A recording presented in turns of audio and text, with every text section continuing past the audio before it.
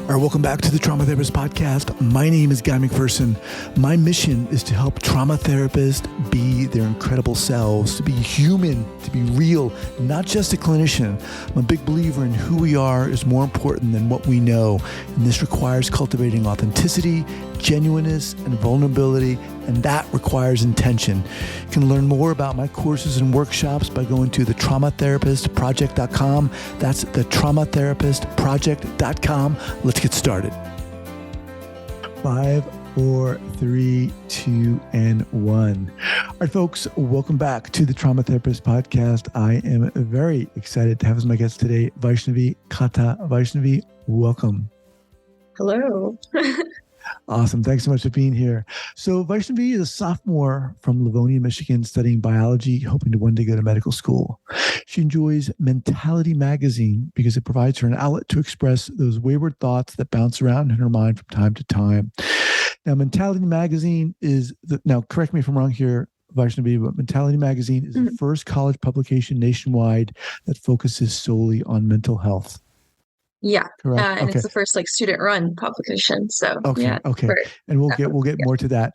So Vaishnavi also loves the quiet moments between her and a good book. She's excited to be part of Mentality this year and hopes to create a safe space for people to be themselves. All right, Vaishnavi. And before we get going, share with our listeners where you're from originally and where you are currently. Yeah, I'm actually from here, Michigan, Livonia, Michigan, particularly, but I'm living in Ann Arbor, attending the University of Michigan. The bio is a little outdated, actually. I'm a junior, so I just finished my junior year. So I have one more year of college, and then we'll figure things out from there, I guess. Okay, yeah. Awesome. Are you still looking forward to go to medical school or what? Has that shifted? I think that's shifted a little bit. I've really gotten more into the idea of pursuing a PhD or a PsyD or an MSW. I've been looking into that route more. I've gotten more active in mental health and wellness recently, and I really enjoyed it. I feel like it's something that brings a lot of joy for me and a lot of purpose. So I feel like that's something I want to pursue further. Okay. So let's start here. So how did all this start for you? And you can take that question anywhere you want to go.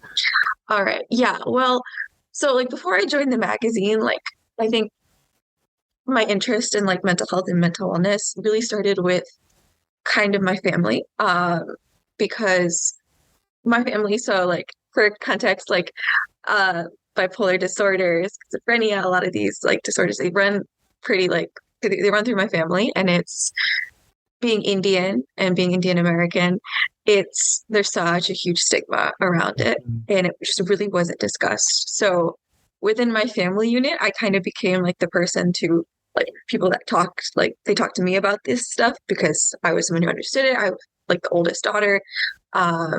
It's just it kind of defined my dynamic in that way with my parents, and it kind of translated into how I was in school and was with my friends and stuff. So I just became kind of the person everyone went to and talked about mental health. And so that's kind of where I started with getting into that. But then looking into it further, I really liked the emotional intelligence of therapy, or looking into exploring my own sensitivity and how that made me stronger as a person. And a lot of that actually stemmed from the anxiety I faced myself, I thought. So seeing anxiety and depression not as a weakness, but as as a part of you that you can explore and overcome, but not something that makes you inherently weak, was something very important to me. So let me hang on 1 second. Hang on. Let me just interrupt you 1 second.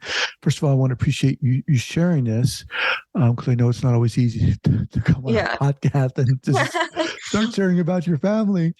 But so you mentioned your family and what had been going. How did you realize what was going on? How did? Yeah. Well, okay. So with with my family and everything, I know, it was when I was younger, I remember having to call like 911 once for my dad because he was having like a episode where it was like he was having like psychosomatic pains because of his bipolar disorder. And after that, like my mom kind of told me what was going on with that.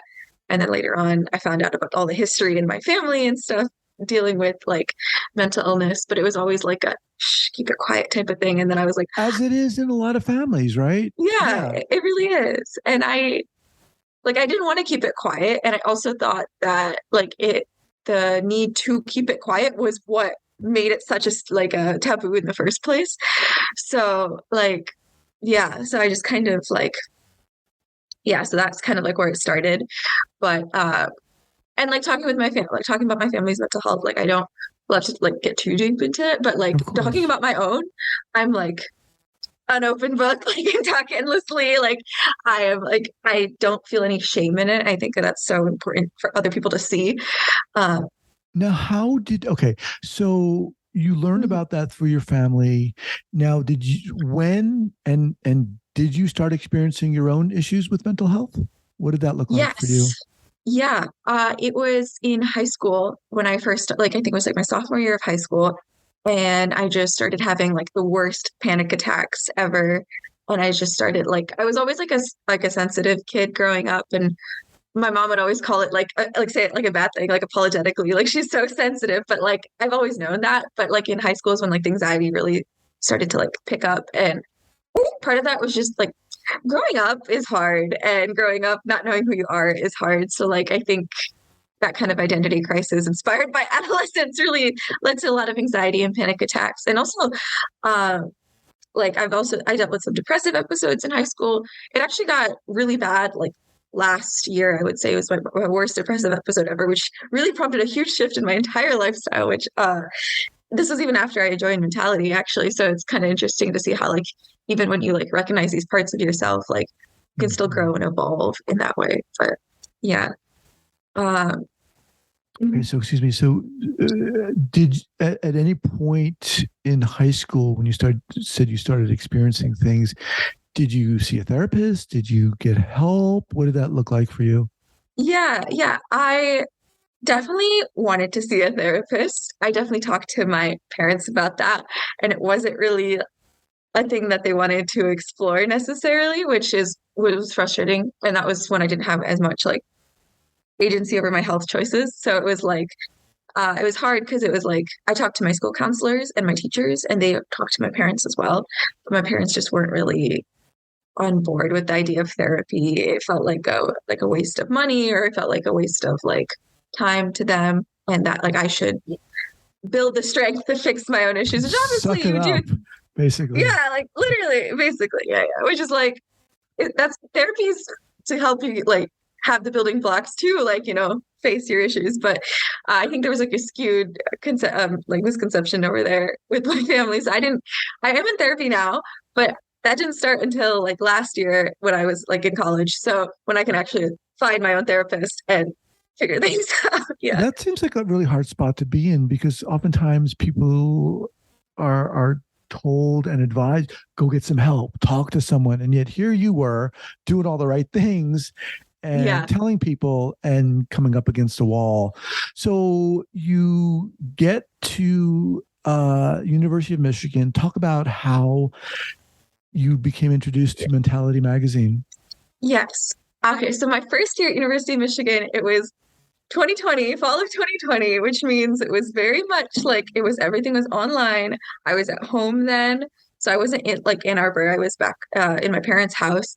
And I had the worst semester, it being online, being away from like my like community I built in high school. This was my freshman year. So experiencing freshman year in college just online while like everything is going on in the world and at home, I just felt like I needed some sense of community. So I like literally opened up like the Maze pages, which is like the site that has all the club listings at University of Michigan. And I was like joining different meetings here and there, a bunch of different clubs. And then I stumbled upon Mentality magazine. And like, so I joined just like I joined meetings of a bunch of other clubs, but this one felt really like open, and I felt like I could really talk about what was going on without it being like too heavy, because Mhm. nothing was too heavy, like whatever you're experiencing, like you can talk about it in that like club. So I stuck with it. So I went like every week, and even after COVID, when I came back on campus, I like I was still there as a club member, and then eventually I became content editor, which was like editing like the pieces, and then now I'm editor in chief. So like I run like the magazine. So and it's been very yeah, it's very fulfilling, I think. Very cool. So walk us through this. So you joined this magazine, and did you actually go to meetings, or were they online also? They were online. So Okay. like yeah, first they were like Zoom meetings, like this one. So it would be like 10-ish people in a Zoom, and we just like talk like would be like we talk about a certain concept, and then like they'd assign pieces and we could post on the website, or like they'd set up print. And it's kind of like how we run our meetings now, but it's a lot it was online basically, and a little Now, bit more close. was the understanding that the people who were part of this magazine all were what, interested in mental health or experiencing issues themselves? Yeah, I think it was a mixture. A lot of them were like psych students who are interested in mental health, Okay. and a lot of them are just like people that are like interested in their own mental health. They're sharing their own experience. So I think it's a good mix of the two. Yeah, Now, anyone can join. getting on, before you came on, and as I was thinking about you in this Yeah, magazine, I think it takes a lot of courage to do that. I mean, right? You're stepping up, yeah. and you're on this podcast and you're saying, Mhm. I've got stuff going on. What's that like for you? And how do you get to that point?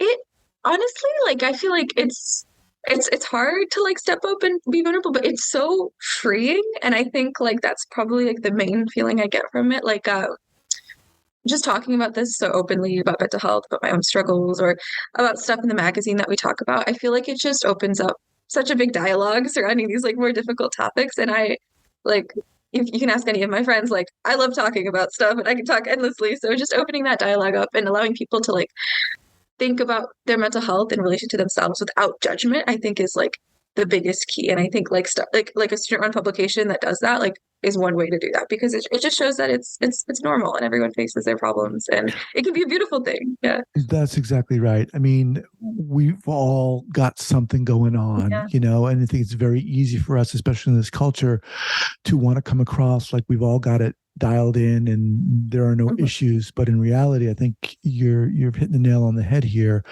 It is very freeing when you're able to say, you know what, this is a struggle for me. I've got this going on. Excuse me. So, when you first joined, was there any hesitation when you first joined this magazine about sharing what was going on? And was that an evolution for you? Yeah, 100%. Like at first I would go to the meetings and I would love to listen to other people, but I wasn't like sharing too much about myself. It was Sure. kind of like, oh, let me listen. And even when like writing like pieces for the website or pieces for our print, I was very like I kind of like restricted myself from being too vulnerable about it, because I didn't think I was ready. And then like when I got more comfortable and stuff, I really did start to open up about the deeper stuff, which that part has been really nice. And I think as editor in chief, like doing that has like inspired a lot of really thoughtful, deep pieces, which has been really nice to see from other people. Mm, Because it's yeah, and I think like that's one of the responsibilities of being like a leader in mental health. I feel like you have to also embody what you preach, which can be really, really hard, but very necessary. really hard. And hard, why, from your perspective? I think it again is like that vulnerability portion. It's when you put yourself out there like that, there's a lot of room for judgment. And a lot of us like fear judgment. I mean, I don't like being judged or being, no one really does. But I think recognizing that there is that possibility and accepting it and still doing it anyway is probably the hardest part, because there's a mental block around it. And I think once you do it enough, it's easier to eliminate that mental block. But that the first time where you don't know what will happen if you put yourself out there, it's so hard to like jump over that hurdle, I think. All right, let's just pause here for a second to thank our sponsors. All right, we are back. What's been do your parents know that you're part of this magazine? My parents know vaguely. Like they know I'm part of a magazine. Okay. I don't know if they know what it's about, and I don't think they've read anything I've written for them. Yeah. So talk a little bit about the magazine in general, and then I want to ask you about some of your pieces specifically. Yes, the magazine in general. So we have like an online magazine, and then we also have like a like print edition. I have like some here, like this is like our Power of Vulnerability piece. This is one we did for this semester. And then this one's like milestones. And so yeah, we do print magazines that we also post on their website, but and we also do like just weekly pieces on our website for anyone who wants to submit a piece. But um yeah, so the print pieces are really fun because they center on one theme a semester. Like last semester we did like vulnerability, and the one before that we did purpose. So we get to explore Mm. different like realms of like mental health. And I think like it just adds a lot of like variety to the conversation, and I love doing those. And people like write and design their own pieces, and I think it's very fun to like get creative while talking about such important like things. And then on our website we post like weekly pieces which can be more like lighthearted, and also writers anytime are welcome to post like give us any piece that they think would be relevant to our magazine, and even if they're not part of the club itself, they don't want to submit Mm-hmm. something, we are very much open to it. How old is the magazine? I think we are, I believe, 7 years old now. So it was before my time. Okay. Yeah. Now, Yeah. I'm curious about the reaction from the other people, the other students in the school. What's that been like? Yeah. So I think one of our biggest like hurdles of being in such a large university is not a lot of people know who we are, which can be a little frustrating. But we do like table at different like student organization events, and like we do try and get our name out there on social media, and that has been helpful. And I think overall the reception's been really positive. I I like a lot of students love to like pick up our magazines and just like read them at the end of the semester.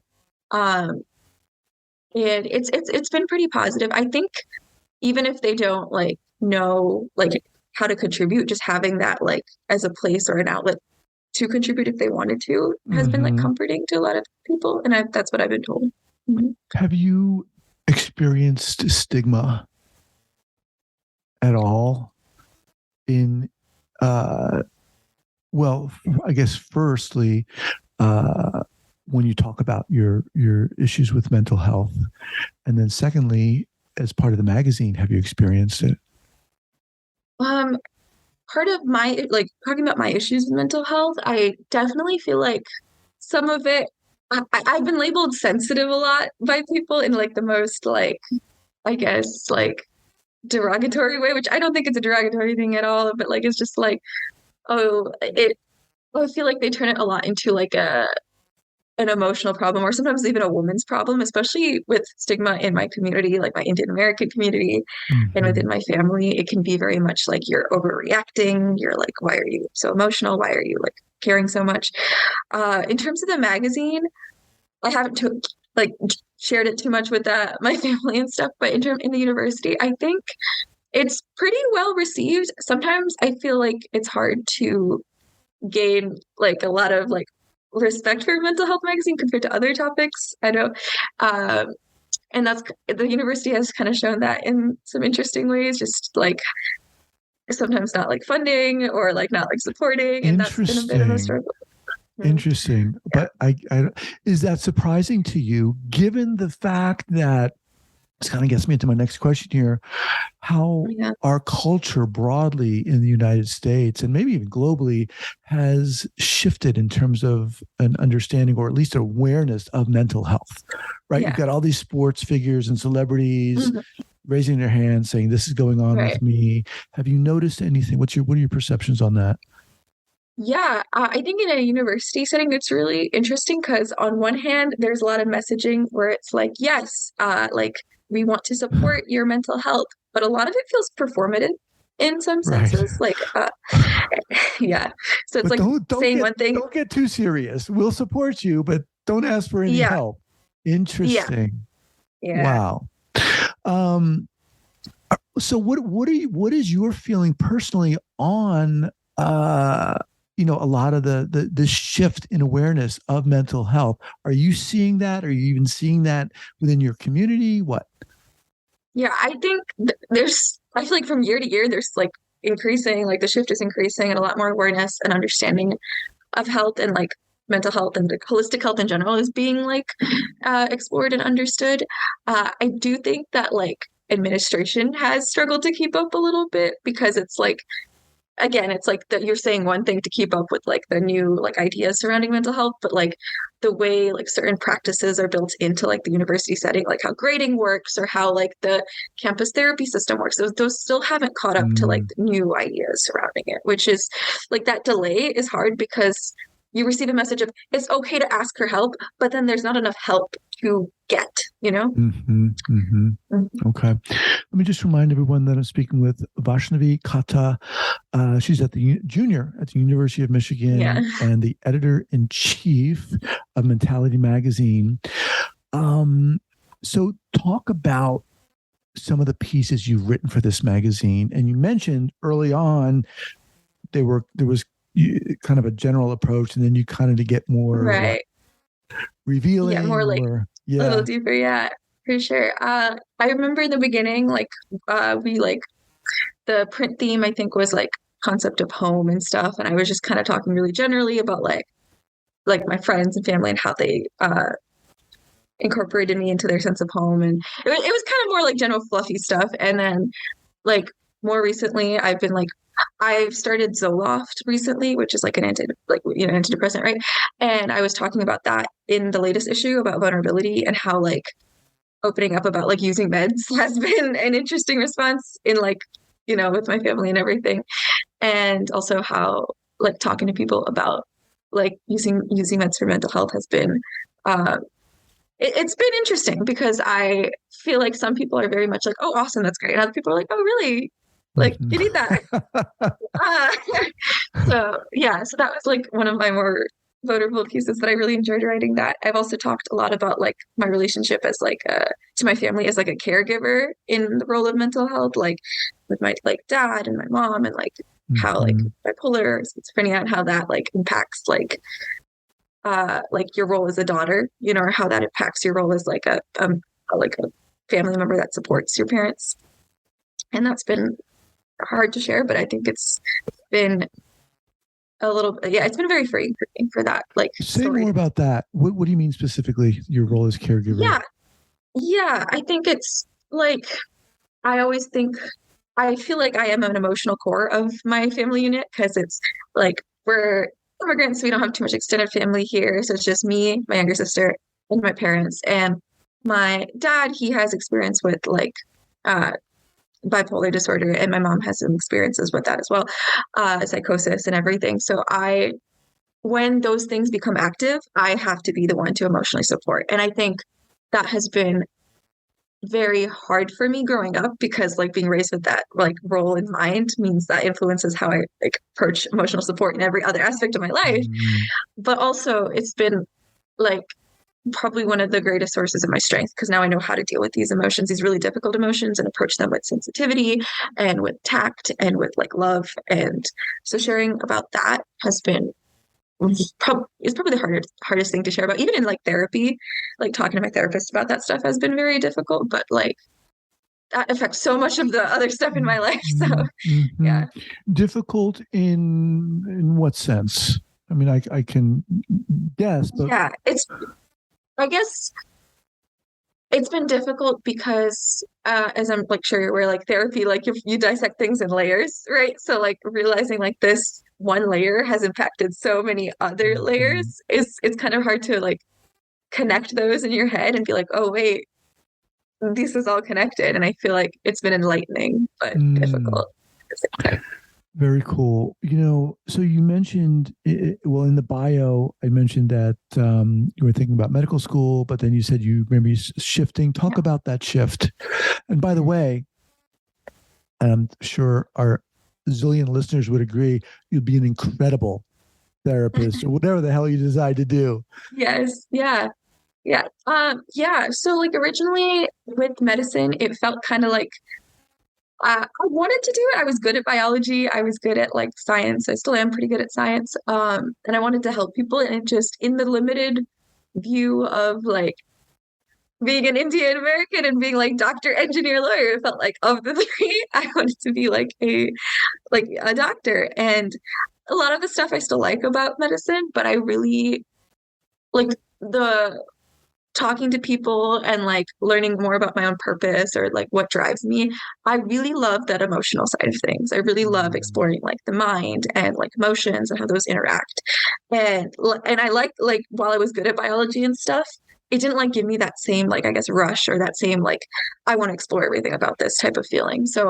Uh so I realized I really did want to go into therapy. And I think even when I did say I wanted to go into medicine, I always thought like psychiatry or I thought of exploring that area. So it wasn't like too big of a shift for me in terms of that. But it was a big shift for my family because, yeah. Well, I would imagine. And I mean, I would really commend you on the fact that you're honoring your gut at such an early age. I mean, a lot of people in your position, right, they go through the whole journey of becoming a doctor and realizing at maybe a too late point that shit, what did I do? Why didn't I listen to myself? And instead I listened to everyone else. That's hard to listen to yourself and honor yourself. Mm-hmm. Yeah, it is. And I think it like what I found is like even when I do honor myself, not everyone is going to agree. And like, you still got to do it. You still got to honor yourself because at the end of the day, it's your happiness and like your life. There you go. There you go. All right. So what's next for you and the magazine? Yeah. So, approaching like my final year at university means like it'll probably be my last year on the magazine, but we're going to have, I really want to expand its reach on social media and expand the reach, like get more pieces on our website, like, you know, just make sure that more students are aware of it. I think that's my biggest goal with the magazine, because I think just that's probably our biggest block right now from accessing more students. Yeah.